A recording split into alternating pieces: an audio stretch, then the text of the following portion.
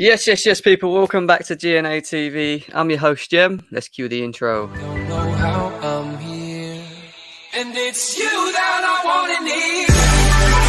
Feel your heartbeat. Feel somewhere you're looking good.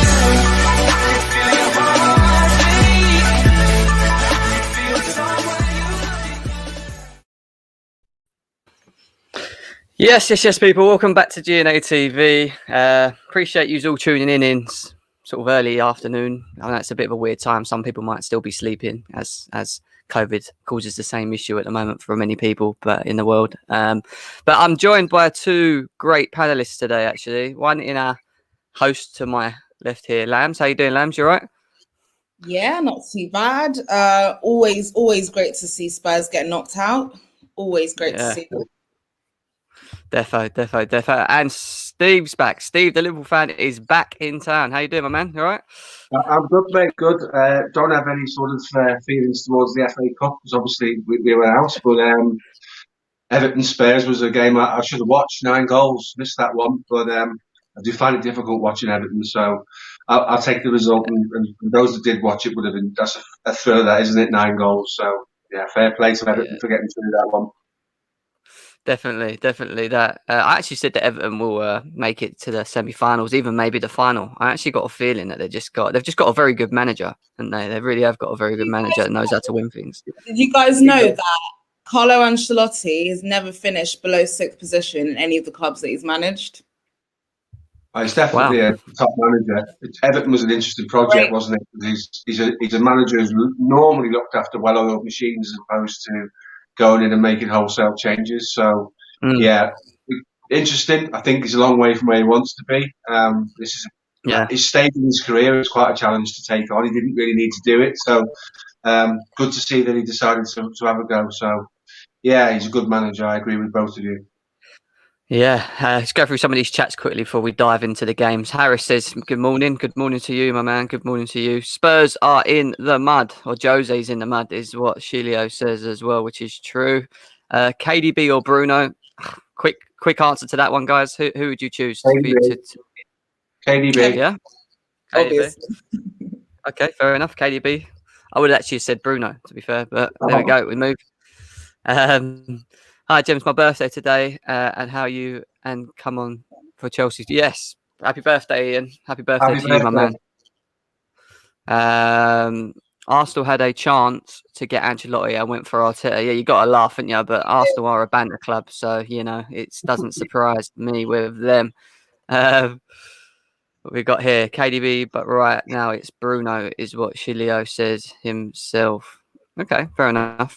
So what we're going to do, guys, as you know, we're going to delve into all the games that are coming over the weekend, starting from the earliest kickoff till the last one. I want you as the viewers, there's 12 of you, please smash the like button to start with. Please share. If you haven't subscribed, please subscribe as well. Concierge says, what's he saying? Man like Jem, perfect time to stream 10:30 p.m. in Australia. There we go. Big up to you, my man. Thank you for tuning in from Australia. We love it. We love to see it. Good evening to you as well. And then we're going to do a quick answer here as well. Who would you take, Salah or Hazard? I'm going to say Hazard, but Salah scores goals, doesn't he? Salah's numbers are right up there, aren't they? Both are quality players in their own right. That's true. Ads is at the moment doing he's got a lot of work to do at the moment, so he won't be able to join us today, but he will be with us later on for the Global View show with Alex, which will be just before the Chelsea game tonight. Big up to Chelsea Blue Flag. Hello, ladies and gentlemen. Hello to you, my man. Cool. All right, so let's delve into this. Let's delve into these games. Starting with, let me just quickly share my screen. Right, let's start. This game on match day 24 out of 38 is a big game. Big game to start with. Probably one of the biggest games of the weekend. It's Leicester versus Liverpool. Leicester are sitting on 23 games on 43 points, 3 points ahead of Liverpool. Liverpool, same 23 games on 40 points. Liverpool's last 5 games, they've won 2 and lost 3. Leicester have won 2, drawn 2, only lost 1. We're going to start with Steve. Steve, how confident are you going into this game, mate? We do okay against Leicester. We seem to have a game plan that works for them. Obviously, there's the Rodgers-Liverpool factor to think about with that. I'm not overly concerned going into the game. I've said before, and I've said to both of you guys before we came online here, that Liverpool will come good. You don't become a bad team overnight. They're in a little bit of a rut at the moment. Leicester's a great game, given the positions in the league table, to make inroads into ensuring we stay in the top four. Because believe you me, that is our fight now, is to remain in the top four. And it is a fight because there's plenty of clubs that can muscle in on that. No better place to start than a win over Leicester. And I'm genuinely quite confident because we do well against those guys. Yeah, and what's your score prediction for this one, buddy? I think Liverpool will pinch it 2-1. I think Leicester will score because we're still not playing centre halves and centre half positions, which is a problem. I think one of them might play this weekend, but we're still playing people out of position. I just think going forward, Salah is sharp at the moment and is scoring goals, and I think he'll carry on doing that against Leicester. I hear you. Lambs, what are you saying? I mean, this is a difficult one because, I mean, I do agree with Steve to an extent. Liverpool can't really be going on all of these runs and losing these games. They are due a win soon. And we still can't disrespect the fact that their forward line, their attacking line is still very, very strong, despite the confusions, the calamities that's going on at the back. I think if they just stop playing their midfielders in their centre back positions, defensive positions, they've gone out and they've got a centre back, Ozan Kabak, use him. They bought him to be used and put Fabinho, Henderson back in the midfield positions where they belong.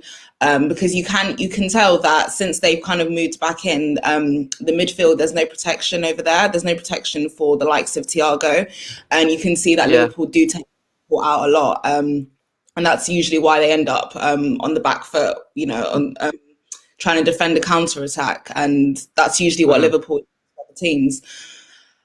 I think Leicester City's defense is slightly more better than Liverpool's at the moment, because there's some communication there, whereas Liverpool's a bit over the place. Liverpool's attack is better than Leicester's, though Jamie Vardy is now back into the team. It's going to be a real close one. I think Brendan Rodgers does tend to bottle it, and I think that's the challenge for Leicester, because they were supposed to get top four last year, and they dropped out of those positions, and they really easily should have. And I think if Leicester are going to make top four this year, I think Liverpool do drop out for them. And I'm still not convinced Liverpool are at that stage of dropping out. They are still good enough to be in the Champions League places. So I'm going to go it'll be close, but I'm going to go for a 2-1 to Liverpool.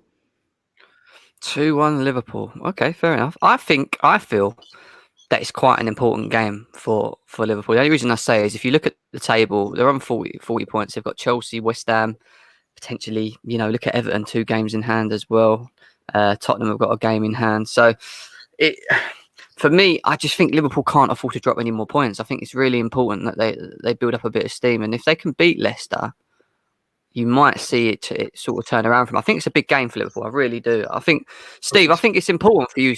Anything other than a win, it's got to be, isn't it? I think even a draw would be bad for you guys, really, looking at how Chelsea have got Newcastle as well later this weekend. And they're all must-win games now the end of the season. I know it's a cliche to say it, but they're all all of the teams in and around that, all of the names you just mentioned. I wouldn't say every game's a cup final, because that really is being cliched, but certainly they're really important. And, winning is a habit and not winning is a habit. And at the moment, Liverpool are not in the habit of winning games, which is unusual, certainly over the last 2 years. It's a strange position for us to be in. But it's got to change. It will change. There's some pictures out now of the training session that's taking place yesterday and today, and the guys certainly seem in good spirits. The announcement of what happened with Jurgen Klopp's mum might take a bit of pressure off the club in general, because obviously they've been doing that behind closed doors, not telling anybody. Now that's out. You can almost have a collective sigh of relief that it is common knowledge, and there's a reason why he's been a bit tetchy, as anyone would be in that position. Maybe he's relaxed a little bit more now it's out. and your players are what your managers are. If you're uptight and agitated, it transmits itself into your squad. Absolutely been problems in terms of that at the club, and hopefully, the pictures today, everyone's smiling and there's a good vibe. So I would hope to see it turn around. But I've been saying this for a month, and it hasn't happened. So we go into the game, and I'll be hopeful that we can recover some form and get our season back on track. Yeah, I hear you. And I mean, look, Indiana, one of our close friends in the Football Terror Slams, he says predictions on Liverpool's chances in the Europa League next season. I think he's taking the that's a Man United fan, Steve, just to let you know. So that doesn't Let's surprise have you. that conversation when the league's finished. We'll see where we are when the league's finished, and we'll see who's playing what. I'm not getting drawn in on that one at the moment. Let's go through some of these. I think it's going to be a draw, if you want my opinion. I think it's going to be a 1-1 or a 2-2. I think there'll be goals. I think Vardy coming back for Leicester is a big plus for them. Without him, I would have said Liverpool. I just think with him, they can give Liverpool a lot of problems, especially defensively, along with his pace. And Maddison's on form at the moment as well. He's been on fire. There's 25 of you currently tuned in at the moment. Please smash the like button if you haven't. We need to push to 20, and then our aim to get to 30. I want to try and get to about 40-50 likes while we're live today, if possible, people. If you do that, then obviously it will share out loads. If you haven't shared this stream, please share it as well. Big up to Charlotte, who says big up to Lambs and Gem. Obviously, she's on that ladies show, which will be on tomorrow, which is hosted by Lambs herself. Velvish One, who's a Liverpool fan, he says Klopp is going through a tough time, which explains why he hasn't been himself in interviews. We Liverpool fans must support him through, and we can win the game for his mother. Yeah, obviously that there was that. Must be hard, sad news that he picked up in regards to his mother as well. Do you think with Klopp, Steve, that he's been found out a little bit in terms of his style of football, or do you just think it's just the injuries, and once when they're all fit again, you'll sort of rise to the top again? Well, we've been playing the same system for 2.5 years, and in the last couple of months, there's a media belief that we've been found out. If it's taken 2.5 years to find out Liverpool's system, then there's issues elsewhere. The club's not watching the videos and not doing their tactics correctly. With regards to Liverpool, the moment you lose players of the like of Van Dijk and Gomez, who play pivotal parts in your system, and you move other players to cater for that, the whole system breaks down. So our midfield isn't functioning the way that we would want it to. Our defence isn't functioning the way that we would want it to. Van Dijk's not only a really good defender, he's also a very good footballer. And he's a pivotal part to the transition. So I think Liverpool haven't been playing with the system since October. I think we're playing off the cuff. We're trying to keep the fullbacks involved. That's been with limited success. We've not been found out. I do think we need to evolve. I think teams have known about what we do for long enough ahead of this recent run of bad form to put something together to try and stop us. I just think there's a number of culminating factors that have undone us this year. Injuries being chief amongst them. And it's not an excuse. It is a genuine reason. You can't legislate for that many injuries in one position. So we will evolve. I think we will change a little bit of what we do. But I think I don't think so much has been found out. We can't play the way we want to because we're playing people out of position. I hear you. It's definitely going to be a great game to kick off the weekend, though, with Premier League action. That's for sure. It's going to be one that I will be tuning into. Moving on from the Leicester and Liverpool game. Jim? Sorry? What's your score prediction? 1-1, 2-2, 1 of the two. A draw, basically. That's what I'm going for. I'm going for a draw on this one, 100%. Yeah. I actually don't want one. I don't want Liverpool to win, and I don't want Leicester to win. I just want them to draw because, again, like I said, 1 point. If we can beat Newcastle, we can gain another 2 on them. It just stops them both from getting away from us. You know what I mean? Because ideally, I want us to try and attack third.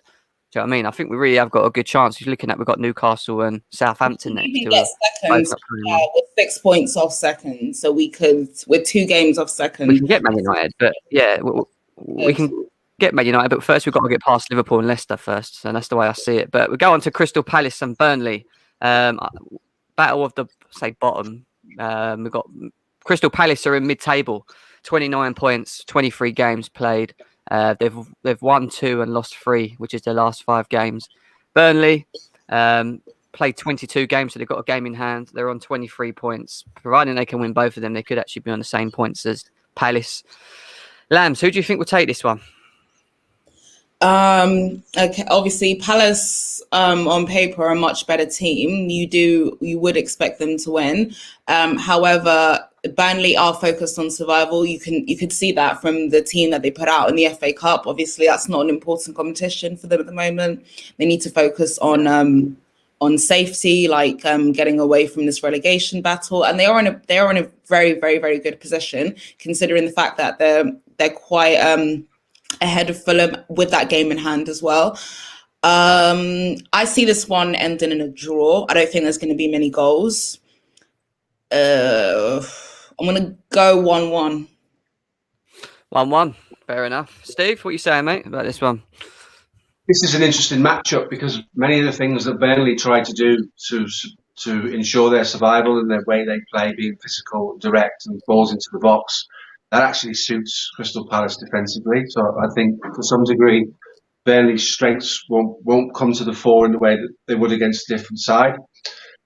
I fancy Palace to win this one 2-0. I think they're due a win. They're at home. They're a difficult side to play against when they're at it. The question is, will they be at it? Sitting in the mid-table at this stage of the season, you question some clubs' motivation. What do they want to achieve? Where can they get to? They don't want to get drawn into a battle. They could quite easily be pulled backwards as well as go forwards in terms of results. I just don't see enough from Burnley, and they've had a bad defeat in the week in the FA Cup. Some questionable team selection from the manager there to go out to Bournemouth. When you're not used to winning games, if you go out the FA Cup to Bournemouth in the way that they did, certain players will find that difficult to process, and that could have an effect on their mentality. So for me, I fancy Palace 2-0 for that one. I just think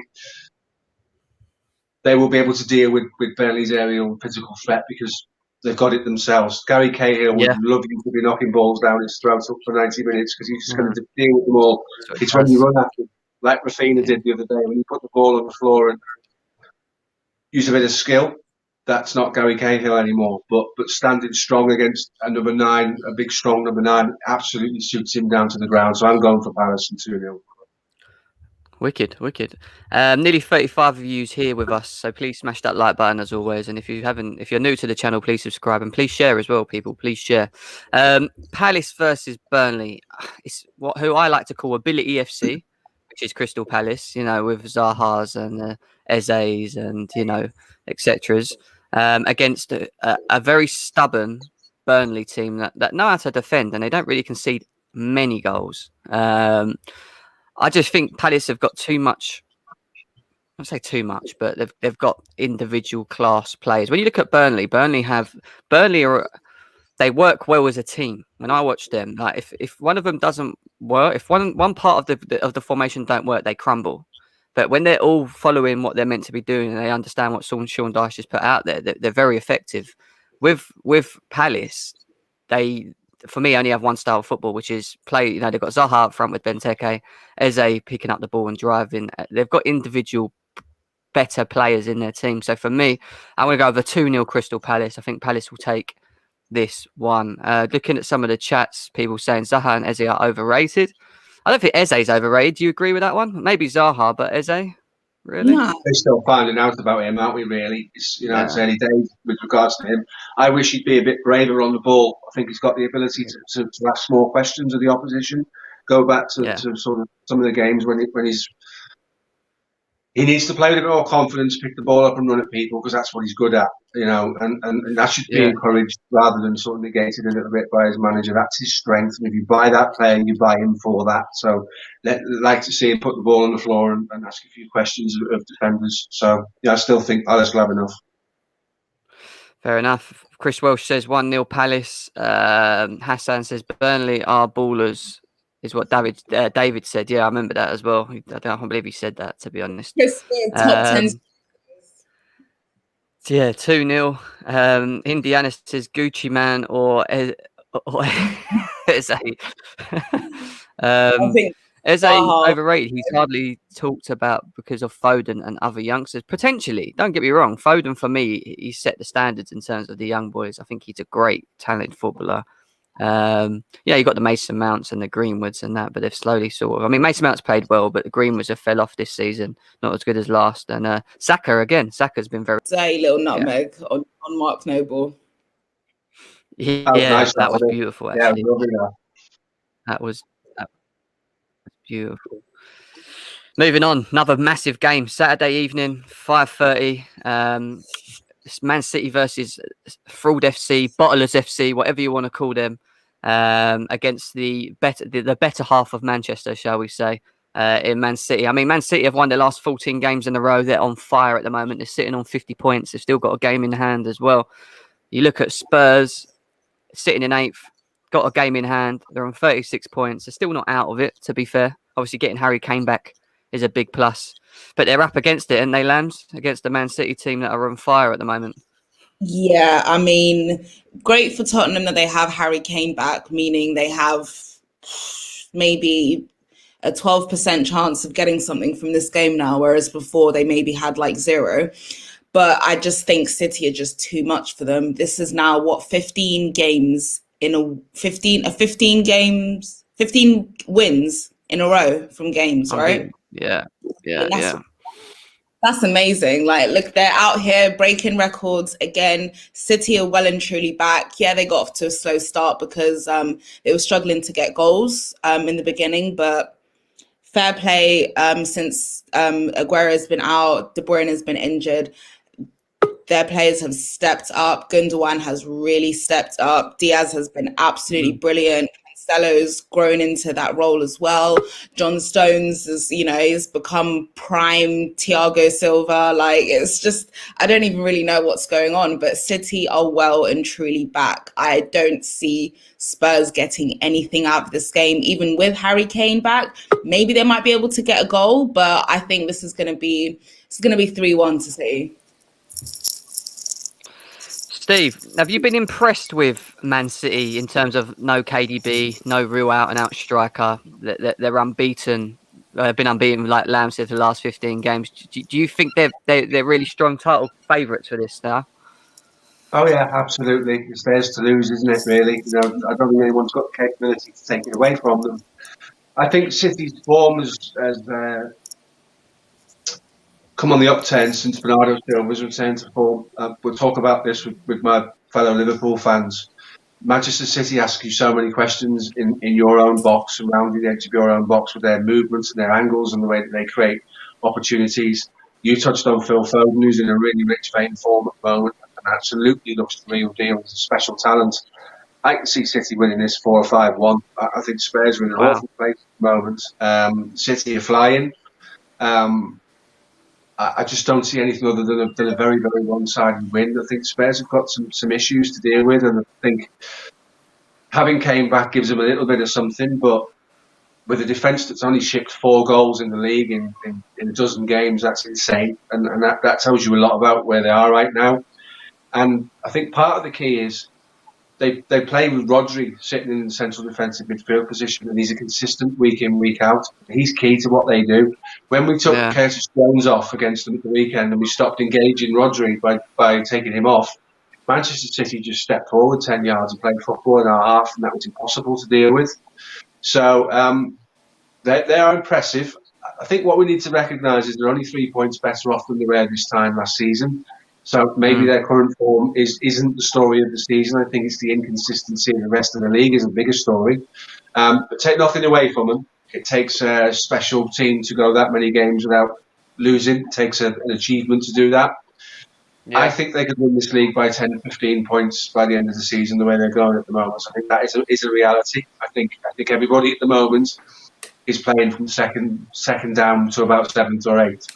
All of those sides are in a fight with each other. City are over the hill and gone. They will not surrender. If they win the game in hand, they will not surrender that many points between now and the end of the season. And I do think they'll do a number on Spurs tomorrow. Yeah, I hear you. Indiana, the Manchester United fan, has now joined us. Obviously, I'm assuming he's going to want Mourinho masterclass tomorrow to stop Man City pulling away from him. Who do you think is going to do it, Indiana? No, Mourinho's not going to do it. He'll park the bus, but Dorothy will make a mistake. Or 5. That's what will happen. They've got huge problems defensively. Massive problems. Mourinho likes to defend from the front, which is, again, is why he wanted a player like Jesse Lingard. Just for energy. He doesn't trust Dele Alli to do that role. I don't think they can get anything out of this game. I just can't see it. I can't see any way around them getting it. It's not even like they can bring someone on if Harry Kane's having an off day, and Harry Kane never really turns up in the big games. City are the machine. They just keep going. Goals from midfield, goals from everywhere. You know, they're flying without Aguero. I can't see it. I see this being a I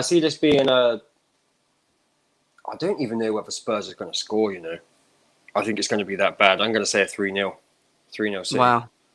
Wow. That's I mean, one of the guys in the chats had just said that KDB and Aguero are back in training as well, apparently, so he must have seen something about that as well. Whether they start or not is another story. We'll have to find out. But Daniel's with us. Daniel's a Chelsea fan. What are you saying, my bro? You right? You saying, bro? How you doing, man? How's everyone doing? Not bad, mate. Not bad. Thank you. Not bad. What's your thoughts on this game?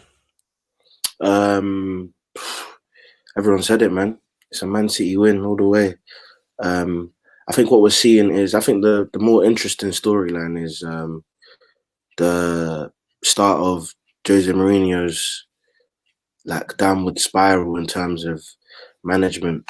We'll see what happens in the Carabao Cup. I mean, I don't see how they win that final, but I mean, if they don't win that final, it's like, what more can he really give to this team, to the squad? We gave them a lot of credit for what they did in the transfer window, for plugging holes rather than maybe going out for a big signing. But now we're seeing those holes were just literally papering over cracks. And Tottenham, especially in the recent weeks, they've just not looked like a good side. The reliance on Harry Kane and Son has seemed to catch up with them, because that's been the system. I mean, Harry Kane to Son, Son to Harry Kane. And when that doesn't work, there isn't a plan B. Because if you think about it, what is the plan B? I mean, we were hearing a lot about Bale, Harry Kane and Son at the beginning of the season, arguably being maybe top 3 front threes in Europe. And that hasn't panned out that way. So really and truly, what's left to give if that's a question. So this one's it's a done deal, man. Man City, I just don't see how Tottenham win this game, especially with Man City being at home as well, looking comfortable, looking good. It could actually be very, very bad as well. It could be bad. Yeah, I hear you, bro. I hear you. For me, there's talks about Ruben Dias being ill. Someone's just said, no, it's not the case. He was just rested, so he should be back. I mean, he has changed them massively. He's got to be up there with one of the signings of the season. And that surprised me, because I wouldn't have guessed that. I would never have guessed that from the outset. But Jen, they look like the best centre back pairing in the league right now. Yeah, it's proof. It's proof of balance is everything. Balance is everything. It's what's even more crazy. You can actually Steve will know with Henderson. With Henderson at Liverpool, like 5 years ago, nobody wanted him. Klopp done an outstanding job. The balance in that Liverpool side when their first 11 are fit, outstanding. It's all about balance, because we all thought Stones was done. Everyone thought Stones was done. No, 100%. And what's even for me is that Ruben Dias is 22. Like, he's not even a leader.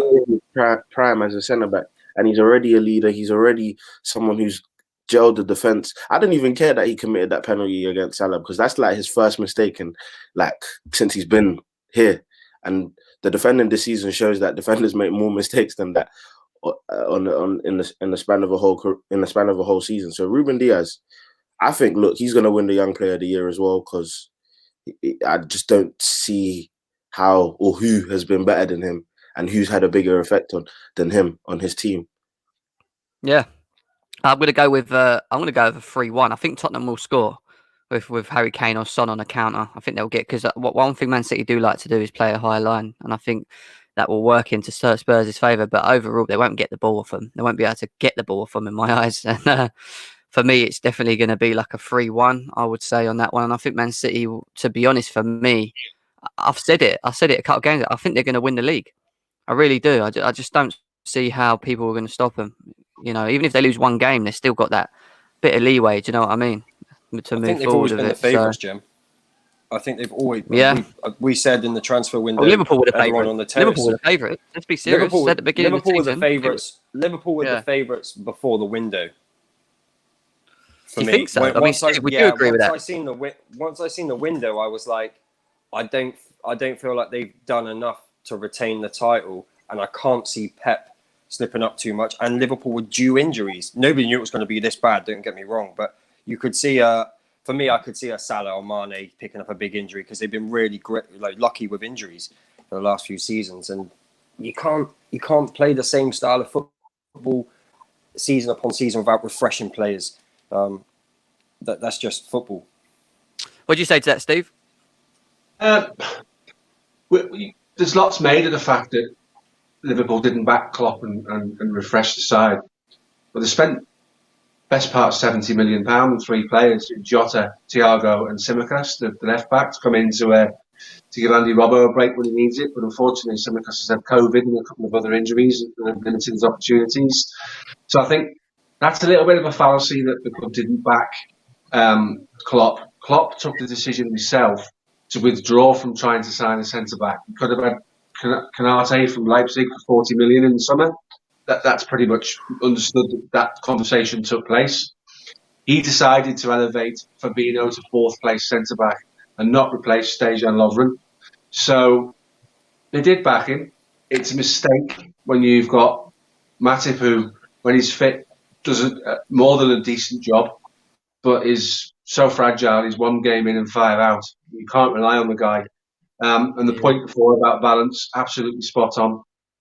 Playing Fabinho or Henderson in the back 4 does more damage to Liverpool than Gomez or Van Dijk not being there, purely because it completely destroys what we're trying to do in midfield. So the balance is everything. It's absolutely spot on, that comment. Our balance is way off, and that's why we're not playing with the system. That's why we're playing off-the-cuff football at the moment. We're still trying to use the fullbacks because they've been so successful in what they do over the last couple of years. We're still trying to use them to engineer openings and create chances, but our balance and our system and the way we want to play and the press and the counter press is gone. And it's been gone since October, and it's been really difficult to overcome. So I think they did back in the transfer window. Diaz is a great signing, don't get me wrong, but I think if you look at Guardiola's team, he's settled on pairing. He used to tinker too much. He used to put Fernandinho in there for a game and then bring him out. And then previously it was Otamendi and then bring him out. He's settled on 2. And that's why the Port can't get in the side at the moment, because you don't break up a winning combination, do you, centre of your defence. And I think Rodri's performances in the 6th role in front of those 2 get overlooked. Very mobile, very physical player that really does give a good protection and is the number 1 defensive centre midfielder at Man City right now. I think those 3 as a unit, the 2 centre-backs and him, have been a catalyst to where Man City are right now. Jim, I hear you. Go on, Daniel. Go on, quickly. Can I ask you a question? Do you think then, based on what you said, do you think that next season we will see the restoration of that balance in terms of the 3 midfielders and how they want to play? And also, do you think that then that playing Henderson and Fabinho centre-back is the reason why we're not seeing the best in Thiago? Do you think he's a quality player playing in the wrong system? Or do you think he's literally just not suited to Liverpool at all? So the system we play with the 2 recyclers, and when I say recyclers, I mean Henderson and Ronaldo, who basically job is to protect the space the fullbacks need, win the ball back, and then get it forward in a quick transition. We're not seeing that at the moment because everything is out of sync. Thiago one is interesting. Thiago is without doubt a superb quality footballer, and nobody can dispute that. But quite frankly, now in the Liverpool side, I struggle to see what he's offering. He's trying to impact the game from too deep. For me, I'd like to see him push 20 yards further on and play almost as an 8 without defensive responsibility, where he can use that ability and that guile and that passing range he's got to slide people in behind centre halves and fullbacks. I just don't think we're getting the best out of him at the moment, and it makes you question why we signed him. But we didn't sign him to take. He's not going to play in the 6 in front of Fabinho. He's not going to take Fabinho's position off him when everybody's fit. And he doesn't have the physical attributes to play the Henderson or the Wijnaldum role. So I don't understand fully what people are expecting of him the way we're playing at the moment. If we change our shape and our system, and we may have to evolve to go forward, because we're not going to replace Wijnaldum like for like. That's a big loss in terms of the system that we operate. We're going to have to change what we do, and that might benefit Thiago. It's been tough for him, and it's been tough to watch him try to play in that system. And I think we'll see a big name exit in the summer, and I think Liverpool will have to go to the transfer market and change a little bit and do something different next season. I hear you, Steve. I hear you. Moving on to Brighton versus Aston Villa. Aston Villa is sitting in 9th. They've still got 2 games in hand. They're on 32 points, so we could really push them up to 38 points. They could probably get to about 6th, 7th, roughly. And then you look at Brighton on the other side, and all right, they're on 25 points, played 23 games, so they're up to speed on games. Lambs, Brighton are at home. Can you see an upset, or do you think Aston Villa just got too much for them?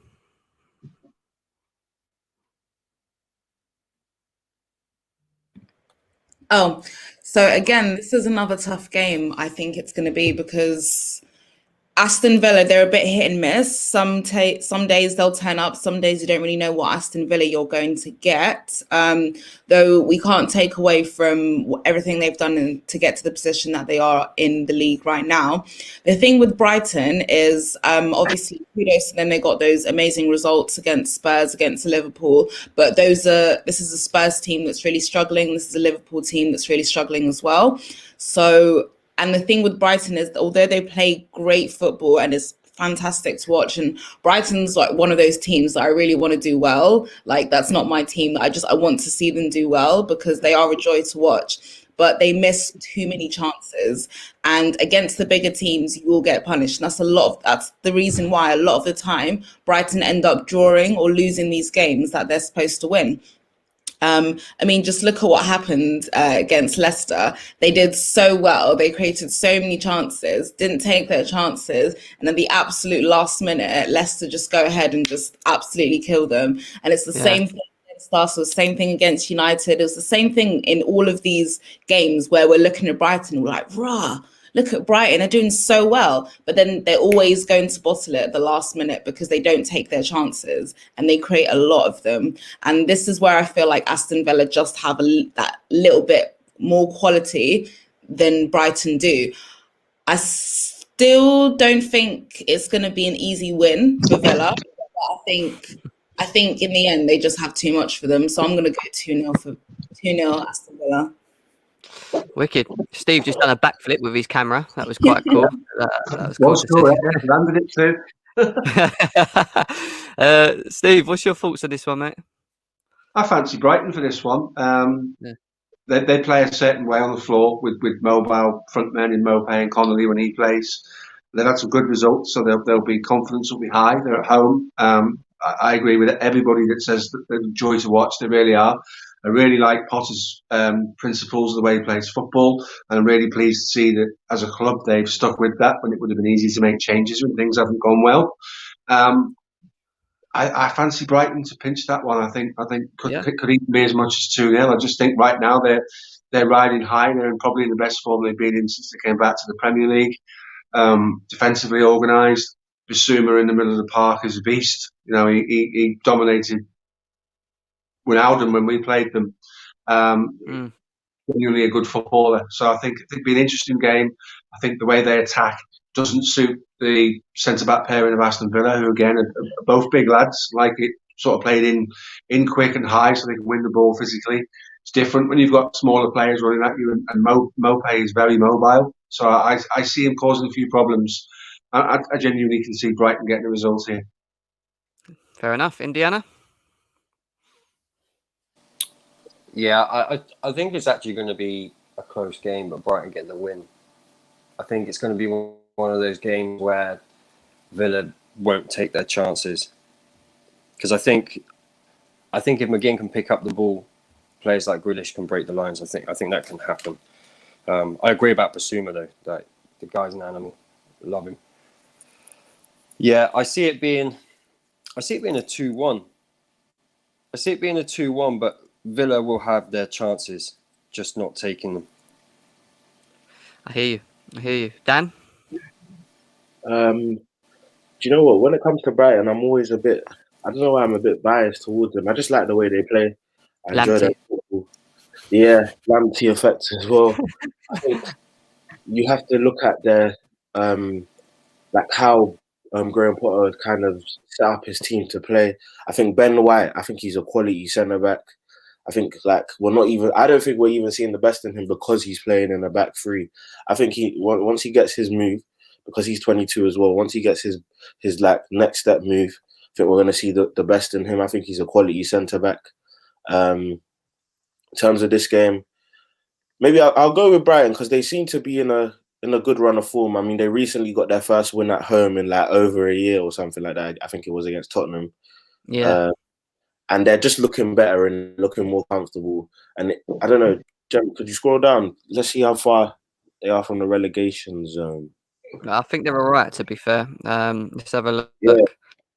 They're on 25 points, and Fulham are 15, so they're 10 points ahead, but Fulham have got a game in hand, so they should be all right. They look comfortable. They look all right. I'll go, you know what, I'll lean towards Brighton, 2-1. Lean towards a Brighton win. Cool. It seems like you're all very bossy with Brighton, isn't you? I've got to give it to you. I'm going to be the opposite. I'm actually going to say 2-0 Aston Villa. I think Aston Villa have just got too much for him. I think Grealish is just something else at the moment. He's on fire. Barkley's been playing well there. Ollie Watkins has really led the line very well for them as well. I just can't see where Brighton get anywhere with this. Yeah, I just don't see where Brighton get with this. That's the problem. So I'm going to go with a straight up 2-0 Aston Villa. And then it moves on to an interesting game. A team that's started off very, very well is now declining down, and then Wolves, who were been absolutely shocking at the beginning, are slowly starting to work their way back up. I mean, Lambs, looking at it, you've got 22 games for Southampton, 29 points. Wolves are on 23 games and on 27 points. Southampton are at home. Who are you going with? I mean, look at Southampton's record. Last 5 games, they've lost all of them. All 5. Yeah. Terrible. So they're not just declining; they are absolutely crashing. It's really bad considering, like you said, how well they got off, how well of a start they got off to.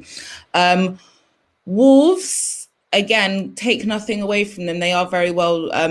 They are defensively very, very well drilled. I mean, we saw in Tuchel's first game just how frustrating it was for us to try and break their lines down as well. So it was really, really difficult. I think Southampton will.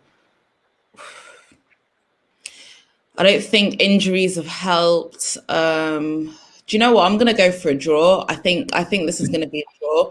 I don't think Southampton will bounce back just yet, but I don't think they can carry on in this abysmal form. They are due to get a point or something. I think Wolves, they're the draw specialists this year as well. So, I think defensively they'll be very well drilled. They'll try and probably hit him on the counter, get a ball to Adama, he makes a run, finds Neto or something. I'm going to go for 1-1. I think they might just cancel each other out, to be honest. Fair enough. Steve? I think it's a good game for Southampton to get back on the bike, as it were. And obviously that's pretty horrendous, isn't it? All the losses there. Yeah. They've obviously had a loan signing that will give them a little bit going forward. And he hit the ground running with a great goal last weekend. Wolves really missing Jimenez. They don't have a focal point for their attack at the moment. And only when you lose a player of that magnitude, what it gives you to your team, and not just in getting on the end of them and sticking them in the net. The link play, the bringing the ball down, bringing in the wide men and setting it back for Latino and Neves. I think they're really, really missing, and didn't replace him in the transfer window. I can see Southampton come through that maybe with a 1-0. That's got to change. They're a decent side. They were knocking on the door of the top 4 for quite a while early on in the season, and they were getting results that nobody expected them to. I think they'll have enough in the locker, and I think it's at their ground. So it's a good opportunity for them to restore a bit of faith and get back to winning ways. So I could see Southampton pinching that one there with maybe a Danny Ings goal. Fair enough. Indiana?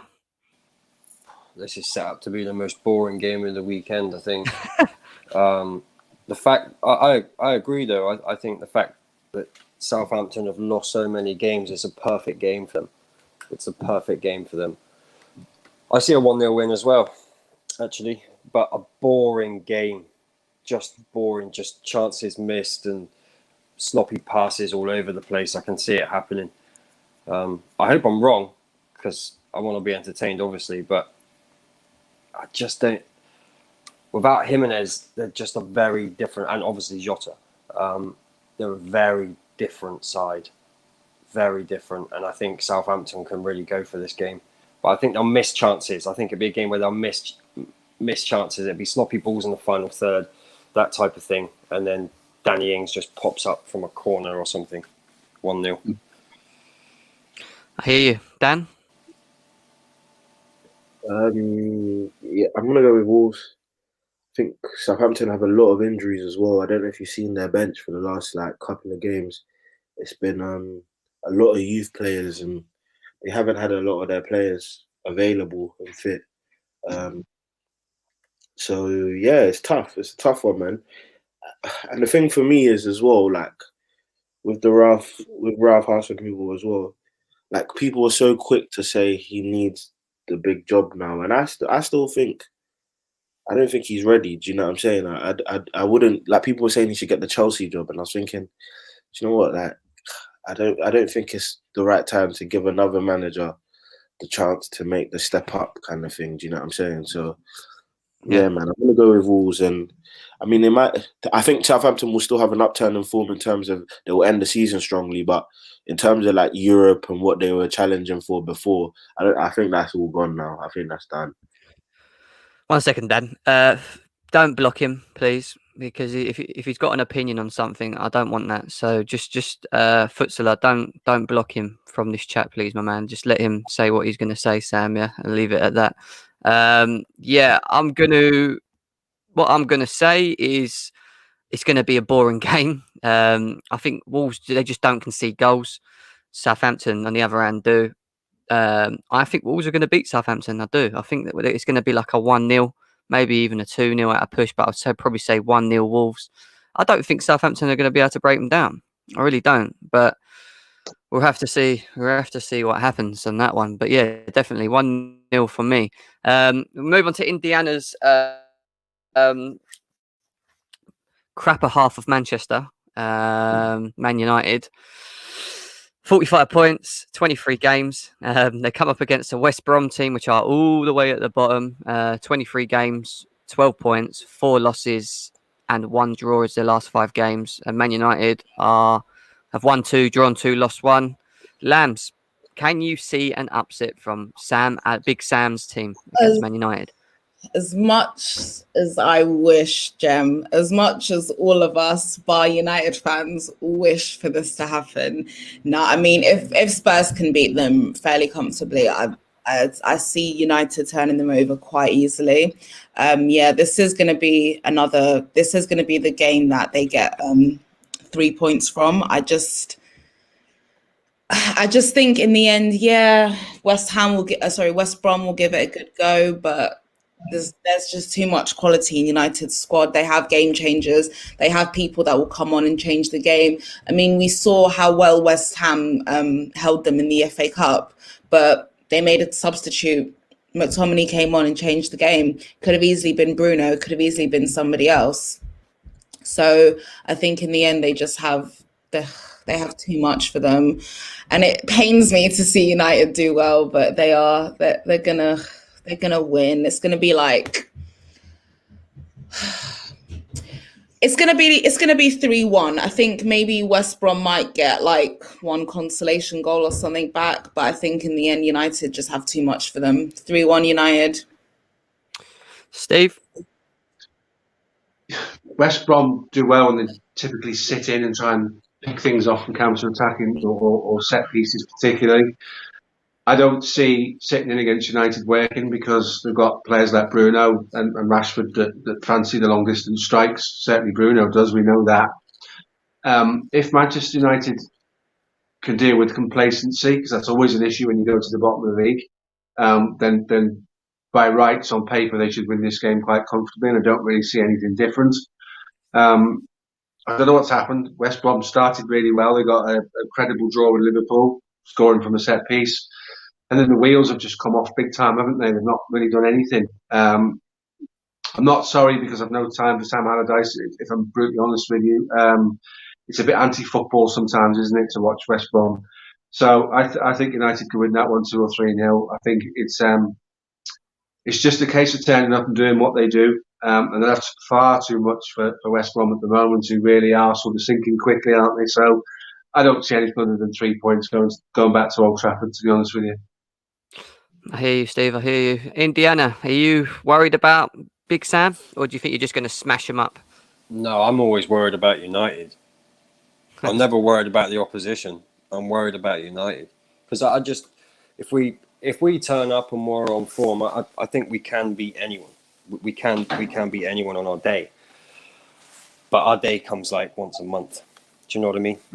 Yeah. I think Steve's right. The complacency factor. That does creep into these players. There's not enough leaders on the pitch for me. And we know what Big Sam's going to do. We're going to have the Brunos, the Cavani's, are going to have to play a massive part in this. Movement will be everything. And maybe shots from outside the box might be our only option, or a penalty. I think I can see it being one of those sort of games where it has to be a worldie or someone brought down in the box for a penalty. We really struggle.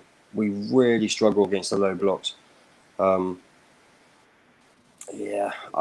We should be winning this game comfortably, but I can see this being one of those games where we win like 1-0, 1 or 2-0. I hear you. You. I think you'll be all right, Indiana. If you're my honest opinion, I think you'll be all right. But Dan, what are you saying, mate? Yeah, no. I think United fans are stressing for no reason. They're going to win this game comfortably. West Brom aren't a good team. Not a good team at all. I think Big Sam will get relegated finally. And this isn't the game for United to put points. They won't drop points in this game. I'll say 2-0, 3-0. Fair enough. Jem, can I just say as well? Go on. As long as Fred isn't the guy shooting, we'll be all right.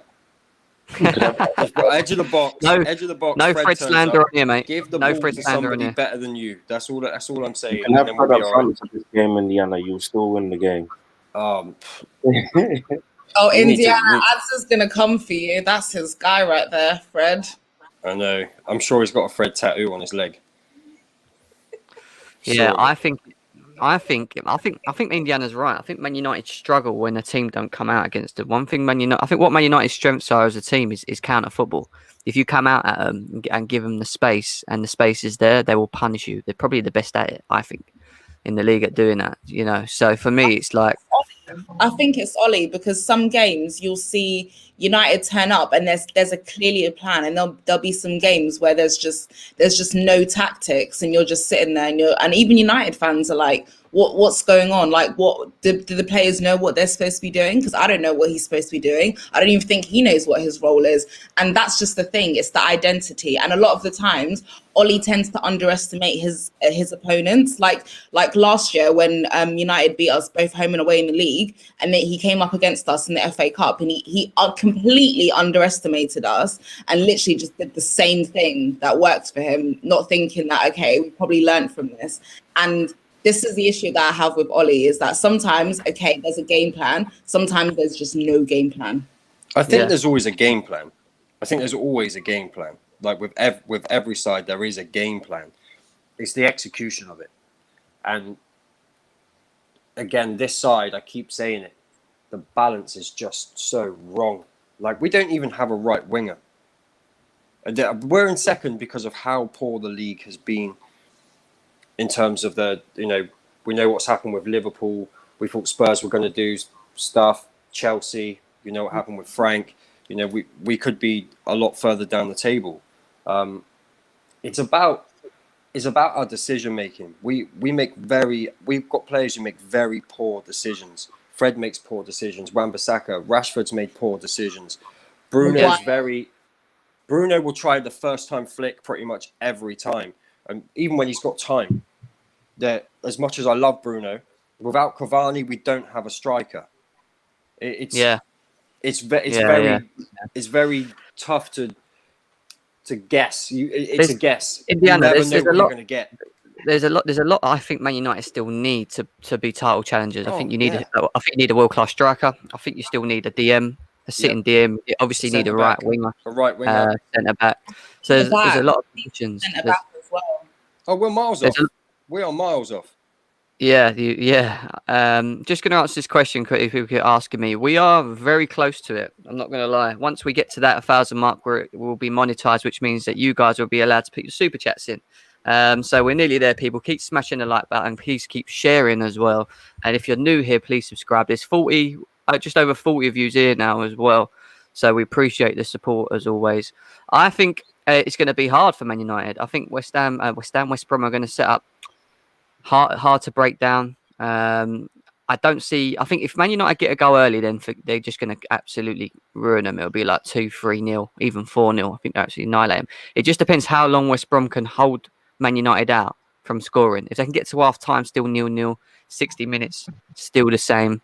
I think it might end up a draw 0-0. You might even see West Brom just nick one. But overall, I think you'll see Man United, if they get a goal early, run away with this one. So I'm gonna say 2-3-0 Man United, because I think that's the right thing that should happen in many ways. But we move on, and we've got 4 more games left. Massive game between mid-table teams, not top 6 team, mid-table team. Arsenal versus Leeds. Let's have a look at where they are, Lambs. Let's go. They're next to each other. Look. Arsenal played a game more than Leeds. They're on 31 points.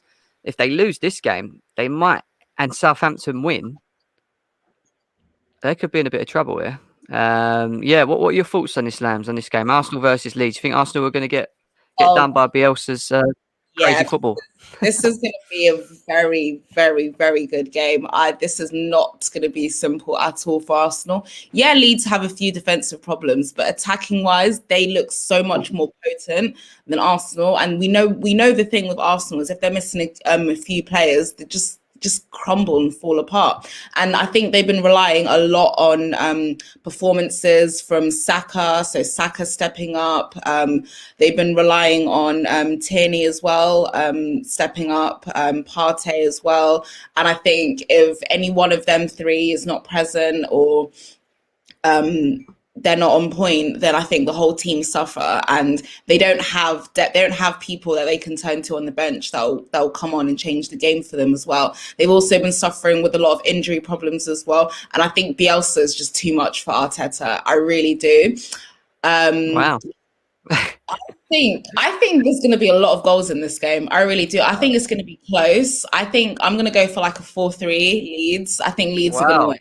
Yeah. Wow. Okay. Fair enough. Sounds exciting. I better tune into that one if it's correct in Lamb's predictions. But Steve, what do you think about this one, mate? Again, Leeds have been a breath of fresh air, haven't they? Everywhere they turned up, they played the same football. Their transition's really quick. They get the ball out wide to the pacey guys. Bamford's very, very mobile. Surprised us all with his goals. Very confident at the moment in terms of what he's doing. Will they have too much for Arsenal in that respect? Possibly. If Arsenal got a weakness, it's certainly defensively. I don't think their centre-backs would enjoy playing against Bamford at the moment. I could see it being a high-scoring game. I think you're quite right there. This could be a 3-2 quite easily. And I can't pick which way it will go because Arsenal still offer a little bit of a threat. Saka's having a great season and they will still score goals. And it could be that what you've got here is 2 teams that are defensively quite naive, and that sort of opens the floodgates for lots of opportunities and lots of goals. I'm not going to sit on the fence. I think Leeds are going to pinch it. I think that it'll be 2-1 or 3-2, but I do see goals in the game. Alex CFC says 4-2 Leeds. There's a lot of you viewers saying 3-2, 4-2s, 2-1s. Everyone's on the Leeds side, other than London is red because he's a Gunners fan. He's predicted them to win. Indiana. Hey, sorry. I think this is going to be high scoring. Yeah, it will be. It will definitely be an open game. It'll be good to watch. So I'll definitely be watching that. Indiana, Banter FC are back and against the Leeds. What are you saying? Well, Arsenal are back. That's the worry, isn't it? But like, they win a game, they're back. They lose a game, they're back. They sign a player, they're back. So I actually think Arsenal are due a win. So they'll lose 3-1. Arsenal will lose 3-1. I can't see Bellerin. I can't see Bellerin coping. I think Partey's just going to be questioning why he's at Arsenal. Saka's always a threat. I like that guy a lot. He's incredible. But I agree with Steve. But their centre backs and Bamford is so underrated in those tight spaces with the ball. He is so underrated. I see it. I'll give Arsenal a goal. 3-1. Wow. Fair enough, bro. Arsenal were getting absolutely ruined by us today, and by the viewers as well. To be fair, Jem, the thing is that this is Arsenal Football Club, and we know that they can win the game, and they should win the game. But we also know what this side is, and I think if you go at them, if you really go at them like Leeds do, I can't see them winning the game. I just can't see it happening, and I could be wrong. And if they beat Leeds, fair play to them, because we know Leeds will just push forwards. They'll just keep going. They're not going to change what they do. But I just can't see Arsenal winning this game and keeping a clean sheet at all. It's just not going to happen. Fair enough. Dan, what are you saying, man? It's a classic case of if Arsenal win, we won't be surprised, but we lean towards the other team because when questions are asked of Arsenal, they tend to normally not rise up to the occasion. I think the Aston Villa loss was unlucky. I thought they did play well in that game. They just couldn't make their chances turn into goals. I don't know what it is about Arsenal. They have the attacking talent there. Odegaard as well looked good when he came on. So the attacking talent is all there. It's just, for some reason, it just all falls apart. And sometimes you might have to question the mentality. Maybe it's a mentality thing that they need to overcome. But in terms of this game, Leeds never lack belief. They're going to go into every game playing their football, play their way. So this is not the game to be weak mentally. And if Arsenal really want to get to where they want to get to, these are the sort of games that you've got to just be going out there to win. So it's tough, man, because I won't be surprised if Arsenal win. But again, man, I'm going to lean towards Leeds. High-scoring game as well. I'll probably say, for the sake of a prediction, 3-2. Yeah, 3-2. Fair enough. I'm going to go with Arsenal. I think Arsenal are going to beat Leeds. And the only reason I say that is because I feel like Leeds only have one style of football, and it's literally our attack against your attack. And I think if Saka's playing, if Aubameyang's on the pitch, Lacazette, whoever else, I think they'll give them problems. I think they'll give Leeds problems. I really do. I do think there'll be a lot of goals in it. I've got a feeling it's going to be a 4-2 Arsenal. I've just got this feeling because no Leno. Because they've got no Leno, have they, as well? Well, that don't help. But I've just seen the way Leeds play against these bigger teams, and they've been slapped by Man United. Chelsea have beaten them 3-1. Liverpool have dealt with them. Man City have dealt with them. I don't know. I'd be surprised if Leeds do beat them. I really would. I would. But we'll have to see what happens.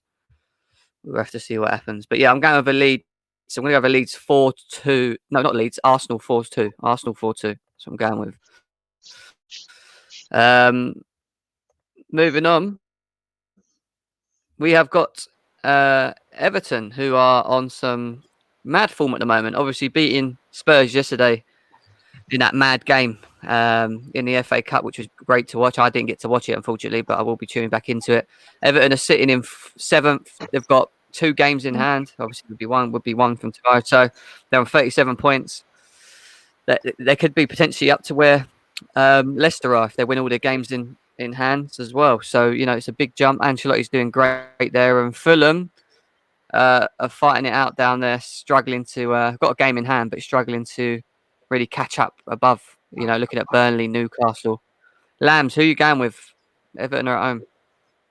Oh, I would love to see Fulham turn up, but unfortunately, I just don't think it's going to happen. This is the Don Carlo, and especially they'll be buzzing after that result against Spurs in the FA Cup. I just think the quality is just too much for Fulham. Like you said, they're playing at home. We can't disregard what they've done this season so far. They've been excellent. They've got some great results against some top teams as well. I just think they're going to have too much for Fulham. I think Fulham are going down. I mean, it's clear to see at this point. I'm gonna go for 2-0 Everton. 2-0 Everton. Fadil says 4-0 Everton. El Padrino says 3-1 Everton. Steve, I mean, your fellow Merseyside team are doing very well at the moment, this season. What are your thoughts on the game? Didn't Calvert-Lewin go off with a knock on a game against Spurs? So we don't know whether he's fit. Possibly is. Possibly have to see how that flares up today. If it does, if they didn't have Calvert-Lewin, that changes the landscape quite a lot for Everton, because he's been superb this season, and you have to admire the fact that he's got his head down and worked really hard to improve parts of his game. He's not a natural gifted footballer. He's a guy who puts in the work, and you have to admire that. He's dedicated to what he does, and he spends lots of time trying to improve. It would be the most Everton thing to do, to beat Tottenham in the cup and then lose to Fulham at the weekend, because, like you said at the start, they have some good form, but their season's been a bit mad, a bit crazy. They've lost games that they shouldn't have lost. Newcastle shouldn't have lost to Newcastle on paper. Fulham are fighting, and Fulham, the game against Manchester United, I thought, polarised Fulham's season in its entirety. For 20 minutes at the end of the game, when Fulham were brave and took chances, they looked like the team more likely to score. For the other 70 minutes, when they were passive and sat back, they looked absolutely dreadful. So they've got nothing to lose. Teams like Fulham can go to the likes of Everton, Chelsea, Liverpool, Man City.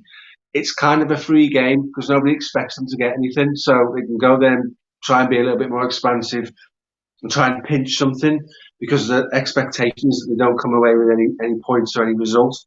So that makes them dangerous, because there's nobody thinking for 1 second they're going to get anything out of that game. And whilst Carlo Ancelotti's doing good things at Everton, and we spoke about that, there is still a little bit of inconsistency about them. And as I say, It would be the most Everton thing to do, to win a 9-goal thriller in the FA Cup and then 3 days later lose a game at home to Fulham. So with Calvert-Lewin, I think Everton win 2-0. Without Calvert-Lewin, it's anyone's, and it could even be a 0-0. Fulham will present problems. They've got nothing to lose going to Goodison. So with Calvert-Lewin, Everton win relatively easy. Without him, Fulham might even nick that. Quick question for everyone. Will Scott Parker be the next Spurs manager if Jose Mourinho gets sacked? Can anyone see that happening? No. Not experienced enough. No, I hear you. Indiana, what are you saying? I wouldn't underestimate Fulham at all. I wouldn't in this game. But Everton should win this game comfortably. They should, on paper, they should win it comfortably. But I see this being a bit of a dead game, especially if Calvert-Lewin's not involved. I'm going to go 0-0 in this game. Fair enough, my man. Fair enough. Bit of a boring game, that one, isn't it? When you look at, I mean, Fulham are quiet. They go for it, didn't they? They play good football. They got good players. For me, Dan, go on. You go first. I'll talk after. What are you going to say, bro? Yeah, no, I'm with Indiana, man. I mean, it makes sense to go with Everton, but you just can't underestimate Fulham. I mean, they will get relegated, Um, that's a fact. I think it's done, but they will still cause some upsets and take points off teams who they shouldn't really be taking points off of. Like they've got a good team. Like they've got decent players who can cause trouble on their day. Like Lookman has looked good. Anguissa is someone I'm like very fond of in their midfield. Obviously, off the cheek. That experiment, I mean, he's been all right. I wouldn't say he's been as successful as when he went on loan with Crystal Palace, but it's been a good loan for him to get minutes. So yeah, Fulham are not bad, but it's a tough one. It does depend on whether Calvert-Lewin is fit. Do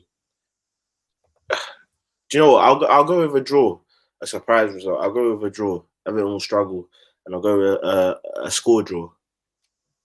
Score draw. I'm going to go with I think Everton will win, but I just think Fulham won't make it easy for them. I think it'll be like a 2-1 win. I think it does all stem down to where if Calvert-Lewin's playing as well, more so. But yeah, I get what you're just saying about the draw. I like Fulham. I think Fulham play good football under Scott Parker, and they've got some good players as well. They all know what they're doing. They all understand their roles.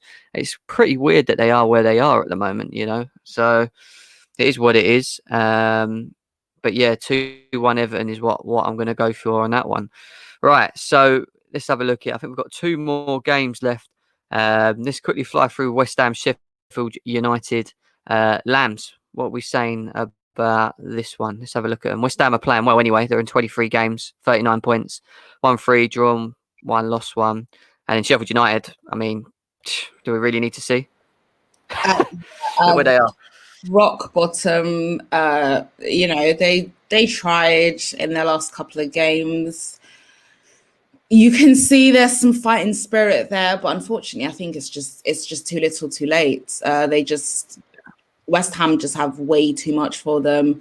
Sheffield United, I mean, even so, look, they are more than what they are 12 points from safety. It's just not. That's a big ask. Not impossible, but it's a huge ask. And I just think West Ham are in contention for European places. It looks like this season. You know, they've got off to such a great start. The recruitment's been amazing. The team's come together. The manager, the players. I actually can't believe that we're on the same points as West Ham. That's how crazy it is. I just think they've got too much for them. It's going to be 3-1 to West Ham. Hey, Steve?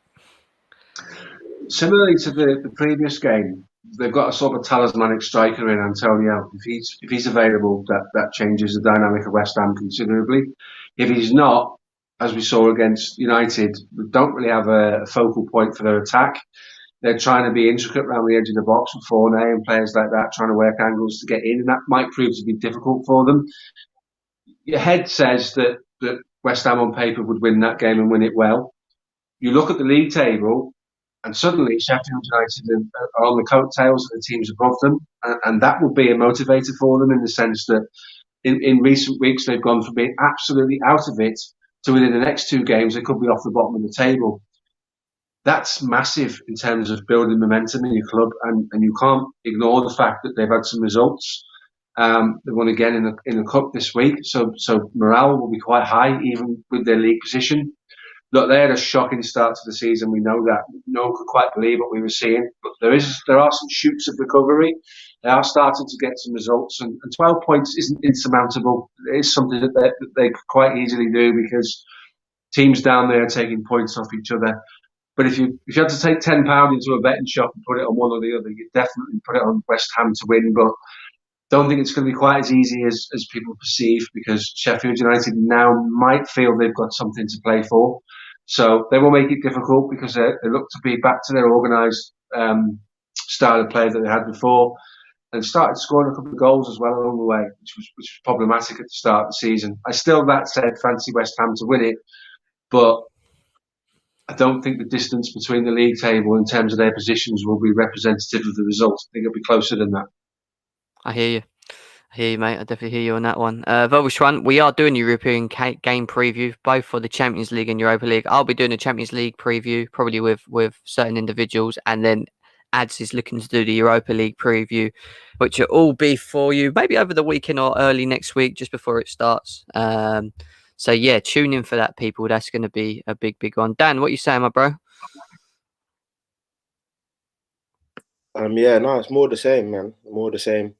I think West Ham, David Moyes deserves a lot of credit for what he's been doing with West Ham this season.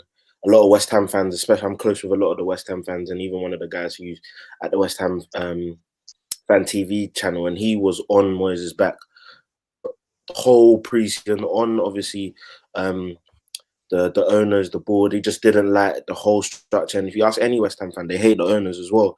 So they weren't in any way, shape, or form expecting the season that they're having right now to be challenging for Europa League / you can make the argument for Champions League place as well. And yeah, man, it's reflective of how, like, I think as fans we've forgotten David Moyes is a very good coach. Like, what he did at the Everton team, it's put in the back of minds because of the Man United stint, then going Real Sociedad and all the management he's had in between. But he's a very, very good coach. And West Ham is basically, like, it's not disrespectful to say it's his level, and he's showing his class as well with the West Ham team and how he set up that team. I think they will win this one. Sheffield United, I feel bad for Sheffield United. It just hasn't worked out this season in the same way it did in the first season. So yeah, man, I'm going with a West Ham win.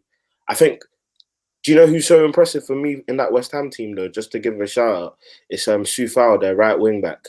I like him a lot. I think he's a quality, underrated player, someone who's gone under the radar, and he reminds me a bit of Zabaleta. Just industrial, he gets forward, but he's also very good going back, and he's one of them wing backs I think would be a good fullback as well, because not many full wing backs can make that transition. But I think he could as well. So yeah, man. I'm going to keep it short and sweet. I think West Ham are going to win this. I don't see how they lose. They're in such good form at the moment. They gave Man United even problems, to be fair, the other day as well. And they seem to be organised. And, you know, hats off to David Moyes, to be honest, because I never thought he'd be able to take a team that was sort of in relegation last season and now put them sixth. Do you know what I mean? And in sort of a Europa League position. So hats off to him so far on that. And I think West Ham were going to win this. Probably got a feeling it's going to be a 2-0 win, to be honest. 2-0 win. But then we move on to the biggest game of the weekend. Obviously, I'm just joking because it's Chelsea. But yeah, the biggest game of the weekend. Chelsea versus Newcastle. We picked up some amazing form. 1-3, drawn 1, lost 1, 23 games. We're on 39 points. We were 10 points off Man United. We're now on 6 points behind them. 1 point off the title defenders, Liverpool. Lambs, we're at home. Are you confident? Yes, not because we're at home, because our home record has actually been pretty abysmal this season, but because it's Newcastle and it's Steve Bruce, and Thomas Tuchel is tactically intelligent enough that he will outclass Steve Bruce very, very, very easily. Newcastle do have some great players in their squad, but do they have a style of play? Do they have a plan? I can understand and I can see, like, you know, obviously, like, I know Kendall, and Kendall's a huge Newcastle United fan, and I see and I understand her frustration with Steve Bruce every single time, and I understand it because I see it, because it must be so frustrating to sit there and watch and just think, why this guy does not know how to utilize the squad. This guy is dragging us into the mud. There's so many games that Newcastle should win and they don't win. They end up losing or drawing, and it's just, and I understand the frustration because their squad is good enough. They should be around. They should be when Southampton, Arsenal are, really, to be honest, but it's because of the incompetence of the manager that they have, and I understand this is why they're in the position that they're in. I think quality squad depth wise, we're too much for them. We have too much for them anyway. Now with this new manager in as well, I just don't see how Newcastle can get a result, especially because we're sitting here thinking there's literally about 2-3 different ways Tuchel could set this team up. The way he rotates the squad, he's trying new tactics. He's still auditioning places for his best starting 11. He doesn't know his starting 11 yet, but I think this is going to be So no Thiago Silva. So our defence is still a little bit shaky. We know that our goalkeeper, our centre-backs have that mistake in them, as we saw from the last game. So I do think Newcastle could get a goal. I don't think we're going to be able to keep a clean sheet, but I think this is a 3-1 win for Chelsea. Fair enough. Steve, what are your thoughts on this game? But what are your thoughts on Chelsea as a team? Obviously, they had Frank Lampard as a manager, which we spoke about recently and said that it was a bit too early for him. It was probably the wrong time to take the job. But Tuchel, he's come in. He seems to have got them stabilised. He's got them playing football. They're enjoying his style and his philosophy of how to play. What are your thoughts on Chelsea so far, mate, as well? I agree that throughout the season, both the managers, and with due respect to the current one, Tuchel, he's not been there too long, don't really know what the strongest 11 is and where to play them. I think if you go out and spend £210 million on the players that they bought, your front four should have been Pulisic, Werner, Havertz and Ziyech. That's it. That in itself, if you get that to gel, is going to cause nightmare up and down every ground they go to throughout the season. You've got some very talented footballers in that mix. It hasn't worked for them so far. They're still finding their feet. They've got a manager in now who's tactically more experienced than Lampard was. Don't get me wrong, I like Frank Lampard. Probably the biggest mistake he made was not bringing in an experienced head into his backroom staff, because when it started to wobble and they got results they didn't want, he couldn't turn to Jody Morris and say, "What do you think, mate?" Because the guy's got a similar level of experience as Lampard. That's where you needed an old head that says, right, okay, slow it down a little bit. Do this slightly differently. Think about this differently. Change the way that you speak to the press sometimes in terms of how you portray the results and the players' performances, because players do listen to the media and people are fickle and they go up and down based on what's said about them. I think I've read that Wilson's injured today and he's going to be missing for some weeks. It will be huge plus for Chelsea. And because of that, I could see Chelsea winning that one 2-0. With him in the side and his mobility, he would have created a few problems because he is direct. He does like to get at you. He does upset you. Everton will tell you all about that. But I think without him, they're a bit toothless. You know, if you're a Newcastle fan, you've got to be disappointed with Maxim. You know, the guy that's got pace to burn, drifts in and out of games, doesn't affect games, has got all the ability in the world. And that comes down to what was said 2 minutes ago. I don't think Steve Bruce knows how to get a tune out of that player. You know, you put Maxim in with somebody that's tactically aware, that understands how to get the best out of players. Pace alone in the starting position and the runs he could make and the tactical awareness that you could give to that player would make him a threat. Without Wilson, I don't see Newcastle getting anything out of that game. And it's another step in the right direction for Chelsea. It'll be interesting to see in 6 months' time where they're at, when he knows his team, he knows his squad. He knows that, you know, as good as Thiago Silva's been throughout his career, and he's certainly come into Chelsea and not let anybody down, you can't plan your future around that player given his age. So he's got some questions to answer there in terms of where Chelsea go and what style of play they choose to adopt. This season was about finishing the league in a position where they get European football. And I think given where they were when he took over from Lampard, Champions League is a target. It wouldn't be the end of the world given them what they're about 9th or 10th when Lampard left. To get European football might be considered as a little bit of a lift for the club, because I couldn't see the direction he was taking the club in. So give it 3, 6, 9 months time when we're sort of 2 or 3 months into next season. That's when you'll see Tuchel's Chelsea. What he's doing at the moment is trying to get the best out of Lampard's Chelsea, and it doesn't always work. But without Wilson, I think Newcastle are toothless. So I can see a comfortable win for Chelsea. Yeah, I mean, we're sitting in 5th, 39 points. You know, Liverpool and Leicester are playing each other. Ideally, a draw would be perfect because it will take us above Liverpool, wouldn't it? Yeah, by a point if they draw. Ideally, if Liverpool win, they'll want it be on the same points as Leicester, which keeps Leicester from moving away. So would be 42 points. So, you know, it would be 1 point behind Leicester and Liverpool. I mean, Dan, going into this game, are you confident in our team getting the win? And are you confident us getting Champions League as well? Do you think we can catch 3rd/2nd? 100%. confident in the win. We're gonna keep a clean sheet as well. Look, let's look at the facts, man. Newcastle won't have Callum Wilson. I believe he's injured. Won't have Fabian Shah. He's injured as well for about like four months. Got a lot of injuries in their squad. We're a better team, and like Steve said, and I totally agree with that. And that's what people haven't understood with the transition of a new manager. What Tuchel's doing is getting the best out of the previous regime.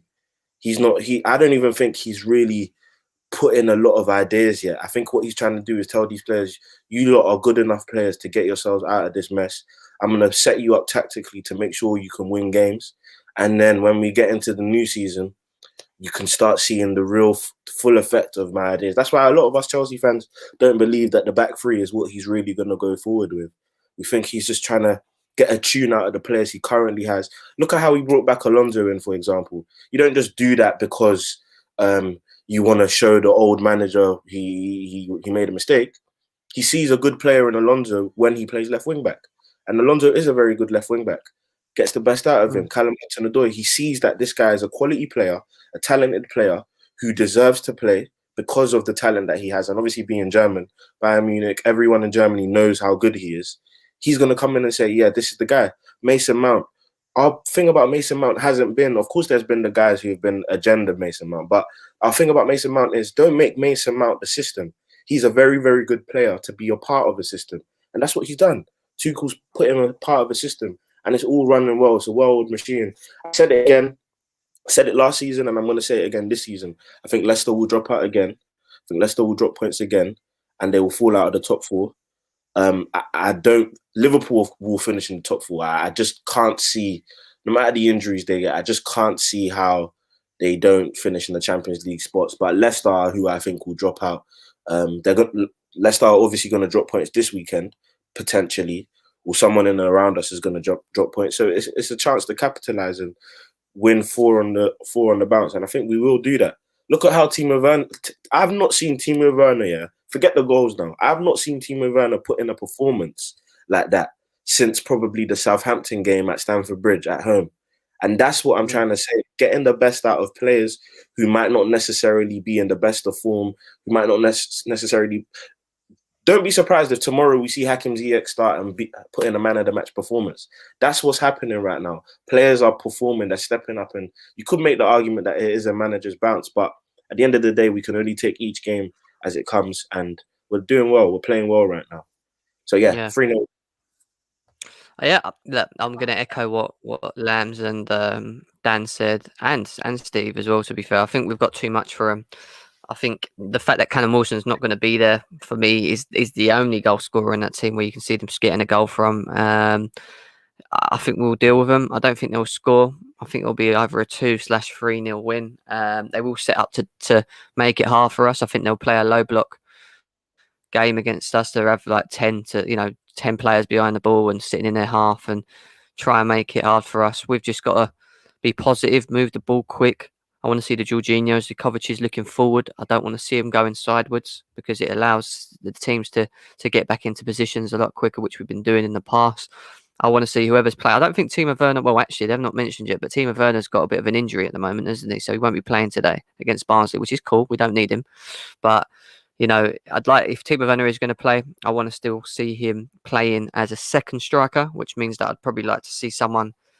I'd like to see Havertz. If Havertz is fit, I'd like to see Havertz being the one that you sort of play off, if that makes sense. And then Werner making the runs like he has been sort of off him, if that makes sense as well. So I think we'll win 2-3-0. I don't see how they score against us without Callum Wilson. And yeah, we move forward. We take it game by game. We take it game by game and we see where we go with us, because I do think we can catch Man United. I really do. I think we 6 points off them. I think they'll lose a couple of games. We just need to continue with our consistency going up to that game, because we've got Newcastle, Southampton, and then we go into Man United. Obviously, we've got Atletico and then Man United. So for me, it's like, let's just keep winning, win our next 2 games, apply the pressure. Going into that Manchester United game, we could be like 3 points off.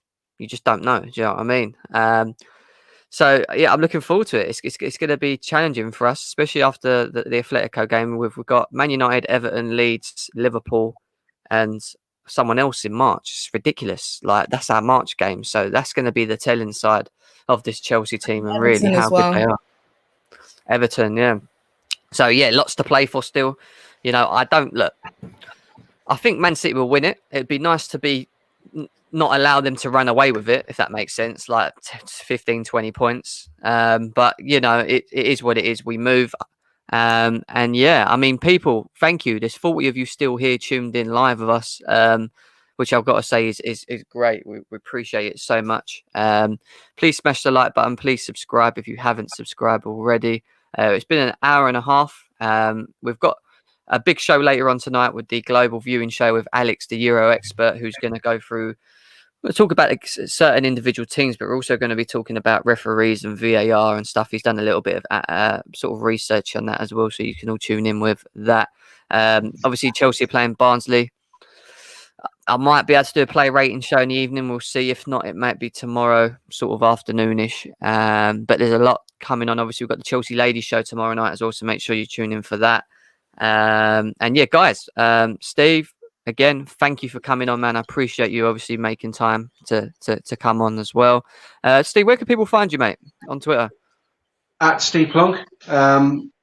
Just drop me a follow, and you know, yes, I'm a Liverpool fan, but I'm also a football fan, and I'm happy to sort of follow any club's fans and talk to them and get involved in things like this. And I'm very grateful for coming on. And again, you know, I'll retweet this, and anyone that hasn't subscribed to a decent football live stream, I'll get on it and get them to do it. Some of my followers to follow, mate, because this has been good. I've enjoyed it. Thank you for having me. And I hope you get all the likes that you wanted, and it's been thank you. nice to meet the other guys too. You know, good chat, good little look at what's happening over the weekend. So I've enjoyed it again, mate. So again, thank you for having me on. Very grateful. No worries. Thank you for coming on, mate, as always, and you'll always be welcome here moving forward. Look, we were going to do well. I don't really like doing watch-alongs. The reason I don't do it is because I know Monster does them. The Football Terrace, there's talks about us actually doing watch-alongs on there. So that there is a possibility that's gonna happen, and you might see me actually on there doing them with maybe some other individuals. So make sure you watch out for that. Big shout out to the Football Terrace as well. If you haven't subscribed to them, go and check them out. Adam, same with Monster as well. Monster CFC for watch-alongs later on in the evening. But Danny boy, where can they find you, man? Yeah, so the personal Twitter is at Daniel Bamidi, as seen on screen. All my football content is at As on the Ball TV, YouTube, Insta, Twitter at As on the Ball TV. But yeah, man, more the same. Appreciate it, Jam.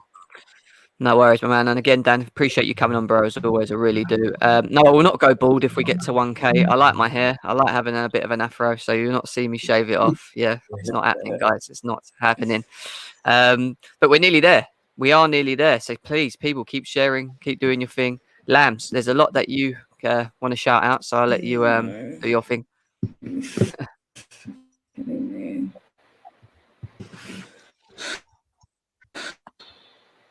Your internet's really bad right now.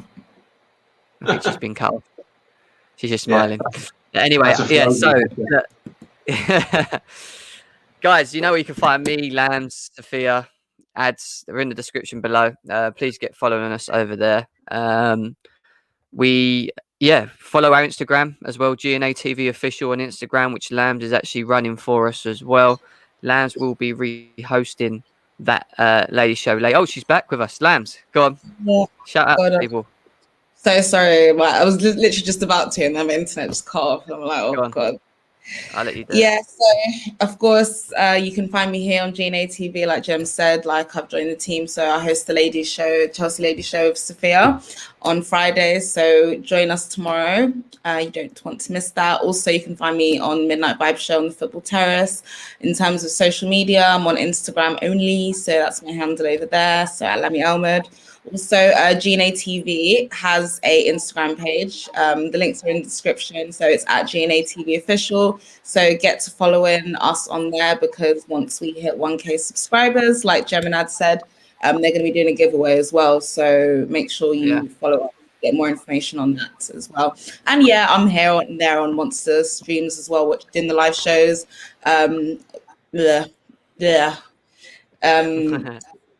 on Charlotte's channel, JDA TV channel, bloody everywhere, really. So yeah.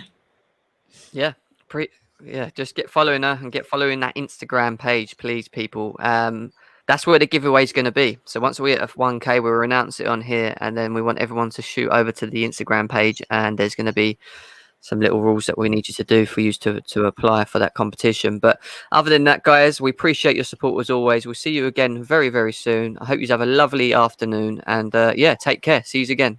Peace. Take care, guys. It's like it's playtime and it's free time in the dance.